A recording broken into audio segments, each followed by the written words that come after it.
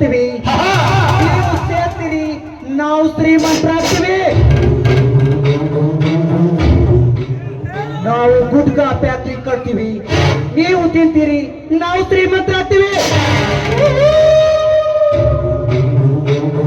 ನಾವು ಹಾದಿ ಬೀದಿಗೆ ಒಂದು ಬಾರ್ ಅಂಗಡಿ ಓಪನ್ ಮಾಡ್ತೀವಿ, ನೀವು ಹೆಂಡ್ರ ಮಕ್ಕಳ ಬಿಟ್ಟು ಬಂದು ಕುಡಿತೀರಿ, ನಾವು ಶ್ರೀಮಂತರಾಗ್ತೀವಿ. ಆದ್ರೆ ರೈತ ಬೆಳೆದ ಹಣ್ಣನ ಇಡೀ ಜಗತ್ತ ತಿಂದ್ರು, ರೈತ ಮಾತ್ರ ಶ್ರೀಮಂತ ಆಗ್ತಾ ಇಲ್ಲ. ಯಾಕ?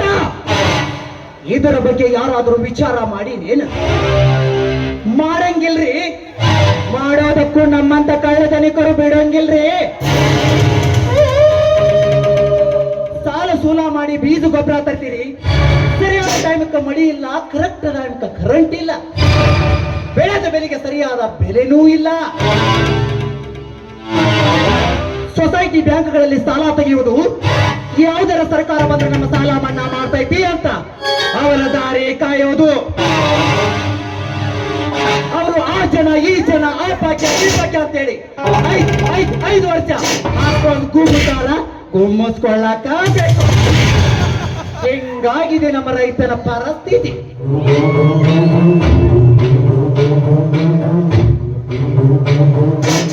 सिगरेट का मजा धुआं का पोस्ट, लड़की का मजा कमर का नीचे.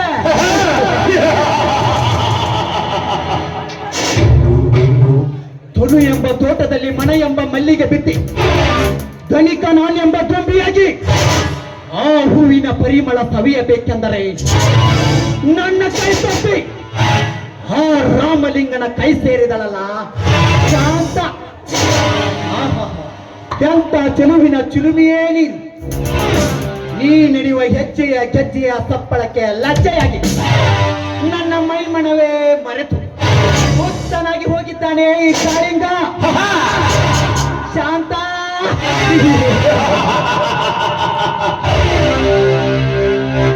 ನಿನ್ನ ಪ್ರೇಮದ ಕಾಂತ ನಾನಾಗಬೇಕಾದರೆ ನಿನಗಾಗಿ ಹಂತ ಕ್ರಾಂತಿ ನಡೆದರೂ ಸರಿ. ಶಾಂತ ಮನಸ್ಸಿನಿಂದ ಕಟ್ಟುಕೊಳ್ಳುವೆ ನಿನ್ನ ಶೀಲವನ್ನು. ನೀನಂತ ಗರತಿ ಗಂಗವ್ವನ ಮಗಳೆಂದು ಬಿಂಬಿಸಿದರು, ನಿನ್ನ ಚುಂಬಿಸುವ ಸಾಮರ್ಥ್ಯ ಈ ಕಾಳಿಂಗನಿಗಿದೆ. ಯಾಕೆಂದರೆ ಆ ಸಿದ್ಧರ ಗೌಡನಿಂದ ಕದ್ದು ಹೋಗುತ್ತಿರುವ ನಿನ್ನ ತಂದೆಯ ಕೆಲ ಆಸ್ತಿಯನ್ನು ಸ್ಥಿರವಾಗಿ ನಿನ್ನ ಗಂಡನ ಕೈ ಸೇರಿಸಿದವನು ನಾನು.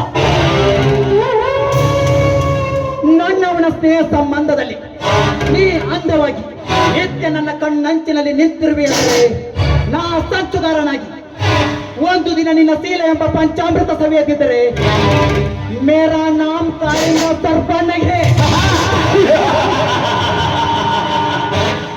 दिन में सूर्य देव आता है, रात में चंद्र देव आता है. जब तुमने सोचा बिना